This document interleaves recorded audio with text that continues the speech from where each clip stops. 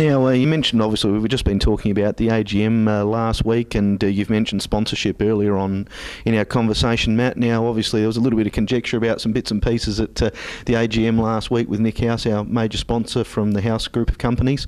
Did you maybe just want to let the members know where the club's position is on what was said on the evening?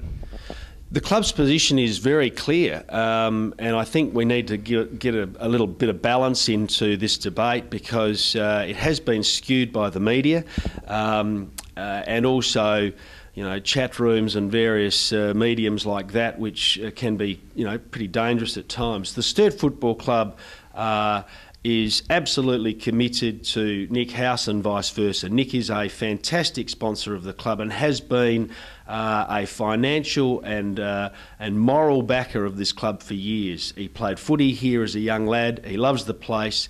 Now he has got obviously new challenges. He's a part of the Port Power board, which is fantastic. We think that's tremendous. And clearly Nick had some views about the Port merger proposal that probably differed from our views.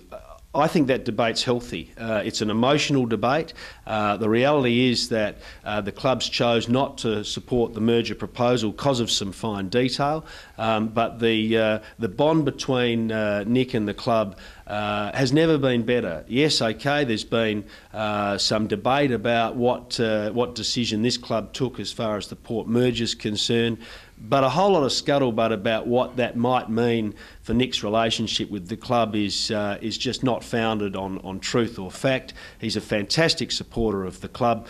We love having him around the place. We look forward to playing footy at House Brothers Oval in 2010 and having House Brothers as our major sponsor, all exclusive homes, which is part of the House Group sponsor, junior development. I mean, it is a fantastic relationship, and I'm glad you brought it up, because we want to bring some balance to this whole discussion and let people know that that the Sturt Football Club love having the House Brothers brand on our clothing and being involved with Nick and Catherine. I think in particular, Matt, you know, some people perhaps forget as to what Nick and Catherine have done, particularly for some young lads at the club, country lads coming down that haven't been able to afford boots and things like that, and obviously bus trips to get down, this type of thing as well. So that's also important. I mean, Nick is passionate about seeing young fellas get an opportunity. He's, over the course of the last few years, probably given a dozen or more recruits or young blokes at Sturt an opportunity employment-wise. You know, those things, you know, a lot of sponsors don't have to worry about, and Nick goes above and beyond. No, look, he's a great asset to the club, and as I said, you know, debate's healthy. The outcome right now looks like it's very positive for Port Magpies. They've got upwards of 5,000 members, and Port Power haven't lost a game since the merger debate. And you know, irrespective of whether you've got an issue with the Port brand, the football industry in South Australia needs a strong Port Power. That's a non-negotiable for all of the clubs. We need Port Power to be successful financially, and obviously that starts on the field. So you know, Port Adelaide, let's hope they're in the top four and having a shot at the flag. It's good for South Australian footy, irrespective of your personal views about clubs. You've got to see the big picture with this debate, and that is that the Port Magpies are an important part of the SANFL, but Port Power are an important part for, you know, for South Australian football because of our investment in the AFL licence. Well, Matt, just in closing, and I'd just like to get a quick last word from you. The boys are obviously looking fit and hitting the track, and everything sounds like is pretty much injury-free at the moment, and waiting for our first game coming up soon. One last word for the members before we close off. Look, obviously there's a window of opportunity for the club to increase membership, and by the time May rolls around, usually that opportunity is pretty much closed. So all I'd say to the people who support Sturt and have a passion for Sturt and local footy in South Australia is grab your mates, sign up as a member, and make sure you get to a few games this year. It's a great product.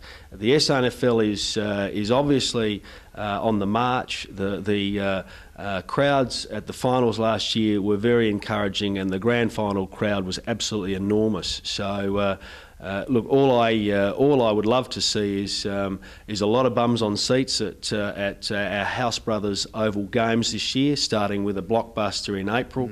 I think Luke's got the footy side of it covered. The guys are looking fantastic. Obviously, the recruiting was spot on. And I know Luke's keen to have a chat in this forum in the next couple of weeks. They're off to Darwin for a trial game, which is a great experience for the lads, and it'll give the opportunity to Luke and the coaches to reward some of the young guys who've put in some hard yards over the summer. But the important thing for this club is to remember that being in a grand final doesn't mean we're a walk-up start for a top 3 this year.